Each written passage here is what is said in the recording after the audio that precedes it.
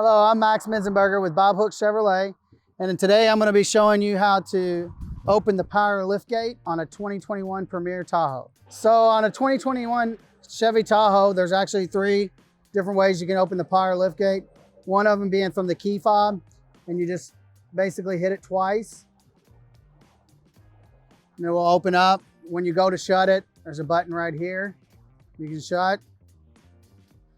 Another way from the outside is you've got a kick right by the right exhaust.